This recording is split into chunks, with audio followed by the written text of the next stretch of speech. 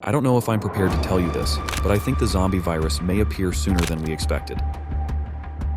For those of you who don't know me yet, I am a zombie enthusiast, and I am always looking for the best possible quality content to bring to the channel, so this is what I found.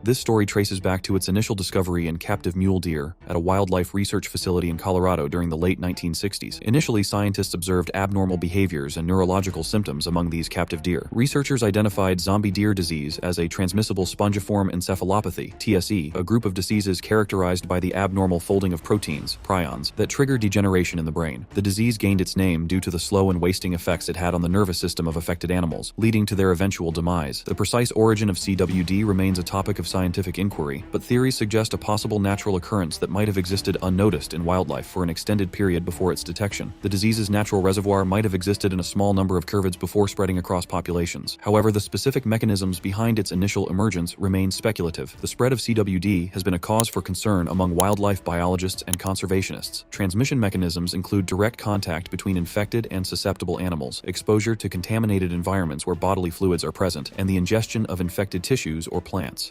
Infected animals shed prions into their environment through saliva, feces, urine, and other bodily fluids, contaminating the soil and plants. Over the years, CWD has expanded its geographical range and affected various deer species, including elk, moose, and white-tailed deer. Initially confined to Colorado, the disease has spread across multiple states in the United States and into parts of Canada. Its presence has been confirmed in over 26 U.S. states, and efforts to contain its spread remain a critical challenge for wildlife management agencies and researchers. These symptoms include weight loss, stumbling gait, drooling, tremors, and a vacant or dulled expression, reminiscent of the portrayal of zombies in popular culture. As the disease progresses, affected animals lose coordination and exhibit erratic behavior, eventually succumbing to the illness. Despite no confirmed instances of CWD transmission to humans, the disease's classification within the prion disease family raises alarms about potential risks. These diseases, characterized by misfolded prion proteins leading to neurological degeneration, highlight the potential for CWD to bridge the species barrier. Prion disease's documented ability to cross species lines, exemplified by cases like VCJD originating from bovine spongiform encephalopathy, BSE, underscores the apprehension surrounding CWD's zoonotic potential and the uncertainties associated with interspecies transmission. Amid these uncertainties, health authorities advocate cautionary measures to mitigate potential risks to human health. Studies suggest that abnormal prions linked to CWD can persist in the environment, raising concerns about transmission through consumption of contaminated meat or exposure to infected bodily fluids. To minimize exposure, health agencies recommend avoiding consumption of meat from CWD-positive animals and adopting proper handling practices for game meat. Meanwhile, scientists are actively engaged in research endeavors to unravel the intricacies of CWD's transmission dynamics, emphasizing the need for heightened surveillance and increased public awareness to curtail potential health risks. The association of chronic wasting disease, CWD, with the concept of a zombie apocalypse remains largely speculative and confined to the realms of fiction rather than scientific reality. While CWD presents eerie parallels to the fictional portrayal of zombies due to the peculiar behavior exhibited by affected animals, it's crucial to differentiate between the dramatic representation of zombies and the actual impact of CWD on wildlife. The concept of a zombie apocalypse typically involves reanimated, flesh-eating beings. In contrast, the behavior observed in animals affected by CWD, such as stumbling gait, weight loss, and disoriented behavior, does not align with the fantastical depiction of zombies. Rather than reanimation or aggressive tendencies seen in fictional zombies, CWD-infected animals exhibit neurological degeneration leading to progressive debilitation. The term zombie deer disease merely encapsulates the strikingly altered behavior and appearance of afflicted animals, invoking imagery akin to popular culture's portrayal of zombies. However, it's important to underscore that the term is metaphorical and not indicative of a direct link between CWD and the concept of reanimated undead beings. The hypothetical notion of disease causing significant alterations in behavior and concerns about potential threats to human health prompts the imagination and fuels discussions about worst-case scenarios. However, the realistic scientific understanding of CWD revolves around a complex neurodegenerative disease affecting wildlife, rather than being the catalyst for a fictional zombie apocalypse. If CWD were to undergo a hypothetical transformation into a contagious, transmissible virus capable of affecting humans, it would require a significant leap in its characteristics and behavior. This theoretical scenario would involve substantial genetic alterations or mutations that enable the virus to spread rapidly among humans and induce zombie-like symptoms, a notion that currently lacks scientific basis. Several key factors would need to align for such a transformation mutation to occur. These might include substantial changes in the virus's genetic makeup, enhancing its ability to infect humans, and altering neurological functions to induce behaviors reminiscent of zombies. Additionally, it would necessitate the development of mechanisms for rapid and efficient human-to-human transmission, characteristics not observed in prion diseases like CWD. Despite the improbability of CWD becoming a zombie virus, the concern about the disease's potential transmission to humans remains a priority for ongoing research and surveillance. Scientists continue to monitor CWD, seeking to understand its dynamics and any associated risks to human health. The focus remains on preventing possible zoonotic transmission, addressing uncertainties, and safeguarding both wildlife populations and human well-being. The prospect of CWD evolving into a zombie virus is primarily confined to speculative discussions and fictional scenarios, while scientific inquiry focuses on understanding and mitigating the risks associated with CWD. The likelihood of it transforming into a contagion inducing a zombie apocalypse remains firmly within the realm of imagination rather than scientific reality. But what do you think? Could be this the beginning of a zombie apocalypse?